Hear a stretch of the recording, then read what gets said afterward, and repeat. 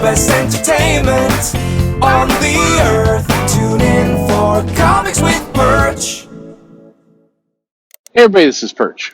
Let's talk about Blade. So I had my video a bit ago talking about Blade's daughter, and that Marvel's finally getting around to putting out Blade's daughter. It'll be a free comic book day and all the rest. And got a good mail on this. By the way, so as many of you know, I moved down to Texas. This isn't my permanent home by any stretch of the imagination. I'm going to be here for a few years, and then I'll move on.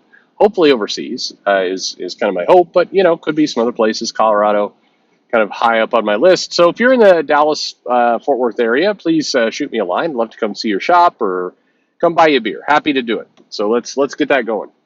But outside of all that, what was fascinating to me in this move was how many people from my previous location, which was Pacific Northwest, how many of them are like, oh, you're going down to Texas. So you're going to be surrounded by hillbillies. Your daughter's going to go back like 3 years in their education. And you're going to be surrounded by racists, because that's what Texas is. Now, for what it's worth, just, all things equal. So far, and my kids were in a really good school district up in Washington. They were in one of the stronger ones there in the Seattle area. I think the highest leveled or ranked one that is in that general area. But when we moved down here, we discovered two things. The Texas school district, at least the one that we're in now, public schools, was one of the highest in the country. And our kids were not far ahead, but they had to work a bit to catch up. So you moved down to hillbilly country and, wasn't quite what people said. The other thing that I've noticed, and I've mentioned to some people, like, oh, you're going down to be with a bunch of racists. It's like, for what it's worth, I would walk around the Seattle area, and I would see a smattering of Indian Americans or people from India, and I would see a couple indigenous people, not many, but very very few, and Asian people, but a ton of white people. It was mostly white. I think my school district, I don't know, it's got to be high 80s, 80% white. Come down here, hey, crazy thing. Heavy Latino, heavy black population, much more split up school. So, just saying to those people in that old neighborhood, I think I've got a lot more diversity where I am now than where I came from. There's also plenty of Indian Americans and definitely fewer Asian population here, but way more Latino and black. And by the way, good friendly people by and large. Just saying, nobody's yelling at me to go to church or any of that. It's been all pretty smooth sailing. So I don't know. Anyway, I throw that out there because I guess I don't know why. Anyway, so here's this viewer mail talking about Blade's daughter. I know. It's like, oh, why Perch do the? I'm doing my thing. The mail goes, I was watching your Blade's daughter video, and I was wondering, Blade has 3 movies, a TV show, and an anime. He's quite possibly one of Marvel's most recognizable heroes, yet barely any comics, possibly the easiest medium to throw him in. Well, he's a member of the Avengers, but they've given him like a Man-Thing pet for reasons I do not understand. It feels like they were trying to, somebody saw the Scott Snyder Justice League where they gave Batman a Starro Jr., Jarro, and they're like, oh, we should get one of those for Blade. Now he's got a little Man-Thing shoulder pad. I don't know what's going on there. Anyway, the mail continues. He's also black and one of the most popular black characters to exist. He also has an amazing world built to form Marvel's vampires, mystic world. Why is he ignored and thrown aside, especially for a new no-name in the form of his daughter? I've heard there's some issue about ownership. Is that what it is? Because I'd really like a Blade comic that lasts more than 10 issues. Thanks for the videos. All right, it's not about ownership. There's definitely been some muttering about that in the past, but it has not stopped Marvel. And Blade is a member of the Avengers, and in many cases is one of the senior members, almost leader of the Avengers at times in Jason Aaron's run. And make no mistake about it, they're definitely going to be doing more with Blade as we get closer and closer to Blade making his MCU debut, which everybody can look forward to. But it is a popular character. I don't know about one of the most recognizable. I think that if you were watching movies and a fan of comics in the 90s, you definitely saw plenty of it. But or early 2000s, I guess.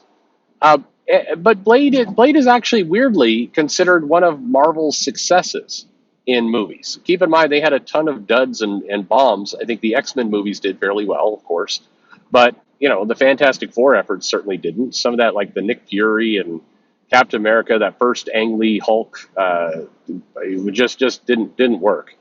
So Blade was considered a success. It was one of their hits, and Marvel has weirdly failed to capitalize. I have to believe, and I've heard this perspective. I don't know if it was company wide or not, but I've certainly heard the perspective of Blade is, people. He's like a vampire. It's a kind of, people are like slightly embarrassed about that character because it's like he's a vampire. He's like got two 90s. They've said it doesn't fit with Marvel's superhero cinematic thing, so they don't really know what to do with him, which is a shame because it ignores the super obvious. What you do with him is that you milk that movie and the popularity of that movie as far as you can.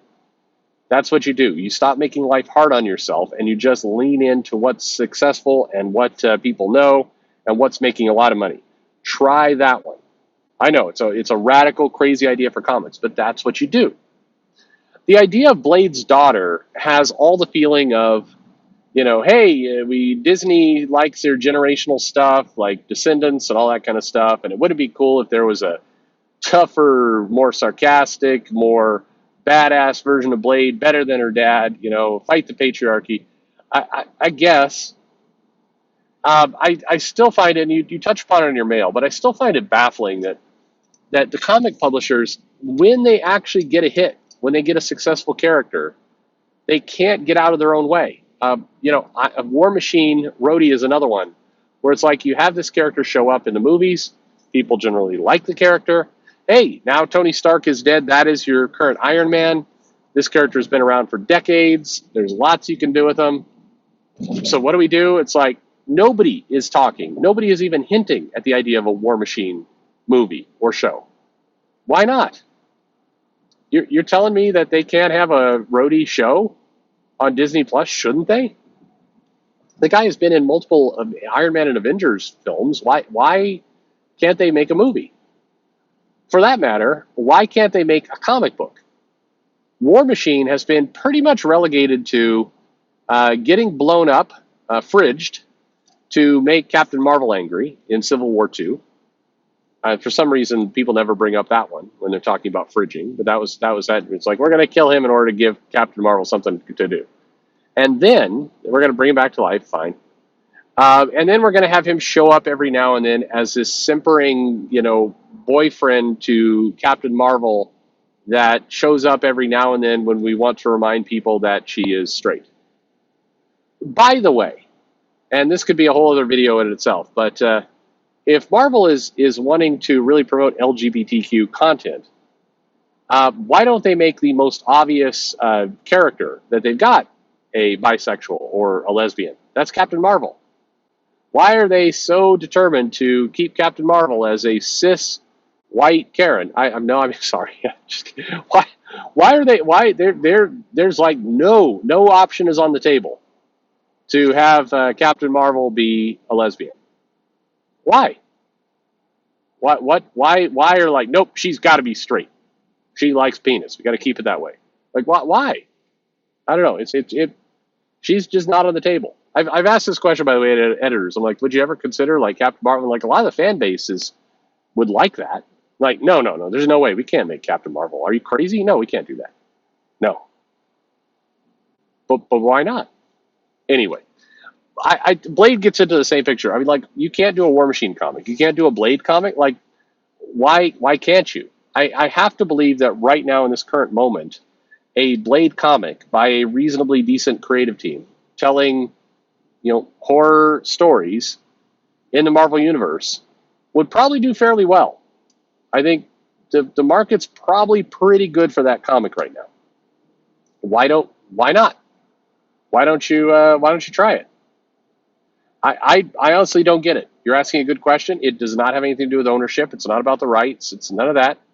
Instead, the go-to idea that Marvel has been sitting on and percolating on for what, 6 years now, is we need to introduce the Blade's daughter character.